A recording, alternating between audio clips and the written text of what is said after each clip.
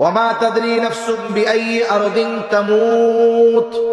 আল্লাহ রাব্বুল আলামিন বলেন, কেউ জানে না সে কোন স্থানে মৃত্যুবরণ করবে।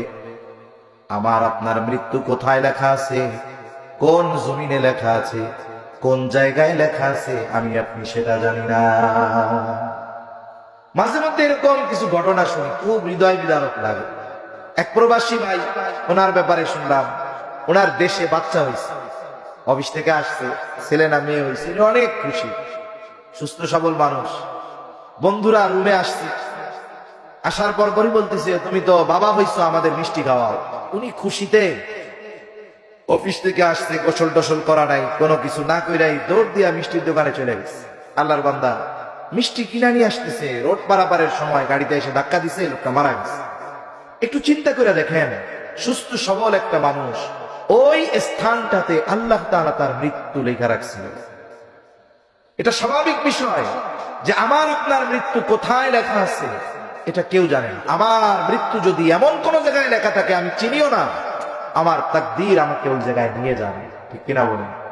এজন্য কেউ জানে না কোন জায়গায় তার মৃত্যু হবে। তবে সর্বদা মৃত্যুর জন্য প্রস্তুত থাকা দরকার।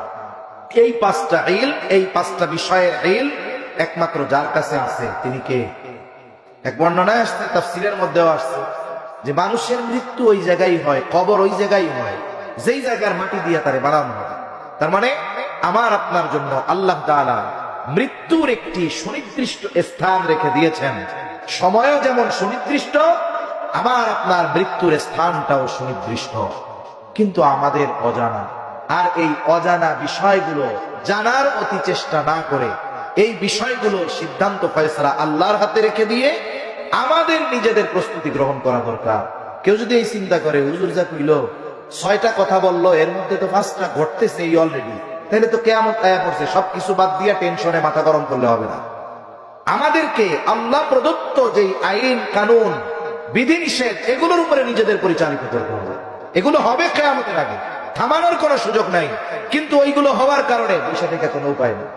একজন বয়ান করতেছে এরকম খুব আকারে আখেরি জামানার ফিতনাগুলো নিয়ে, যে ওই পর্যন্ত কিয়ামত হবে না যতক্ষণ না মুশরিকদের সাথে আমাদের যুদ্ধ হবে। এখন ও যুদ্ধের টেনশনে নামাজ কালাম বাদ দিয়ে হয়ে গেছে। একজন ছাত্র টেনশনে শেষ, কয় কি এত টেনশন কি? কয় টেনশনের ঠেলায় লেখাপড়া করতে পারতেছি না। তোর কিসের টেনশন? কয় পরীক্ষার টেনশনে লেখাপড়ার টাইম পেলে। তার মানে তোর পরীক্ষার টেনশন যদি থাকে, তুই তো লেখাপড়া করবি ভালো পাস করার জন্য, ঠিক কিনা বলেন? কিয়ামতের আগে এগুলো ঘটবে, এই অবস্থা আমাদের জানা দরকার। জেনে কি করা দরকার? হতাশায় ঘরে বসে থাকার কোনো সুযোগ নাই। আবার হতাশ হওয়ার কারণ নাই যে আমাদেরকে তো শেয়াশি করে দিবে, তাইলে আর কি হবে? এগুলো হবে, কিন্তু এই হতাশায় না পড়ে আল্লাহ তাআলার বিধিনিষেধ অনুযায়ী চলতে হবে। ঈমানকে পাকাপোক্ত করতে হবে। শুধু মসজিদগুলো পাকা হলে হবে না, পাক্কা নামাজিও আমাদের হতে হবে, ঠিক কিনা বলেন? কারণ বেনামাজি যারা, এদেরকে কাফেররা ভয় পায় না। ওই 313 জন যেই ভয় পাইছে কাফেররা, এখন পরে 200 কোটি মুসলমান, কাফেররা আমাদের ভয় পায় না। কেন? বলে আমরাই তো নিজেরা ইসলামের উপরে নাই। নাম মুসলমান, ধর্ম কি ইসলাম, কিন্তু মুসলমানিত্ব আমাদের মধ্যে নাই, ঠিক কিনা বলেন? এজন্য নিজেদের পরিবর্তন দরকার, প্রস্তুতি নেওয়ার দরকার। আখেরি জামানার ফিতনাগুলো যেন আমি ফিতনার মধ্যে না পড়ে যাই। ফিতনা আসবে, কিন্তু আমি কিভাবে বাঁচতে পারি এই বিষয়গুলো আমাদের জানা দরকার। আর ওই ফিতনাগুলো থেকে তারাই বাঁচবে যাদের ঈমান মজবুত, যাদের আমল ঠিক আছে, এরাই ফিতনা থেকে বাঁচার রাস্তা বের করে ফেলতে পারবে। আল্লাহ সুবহানাহু ওয়া তাআলা কথাগুলো বুঝার তৌফিক দান করেন, আমিন।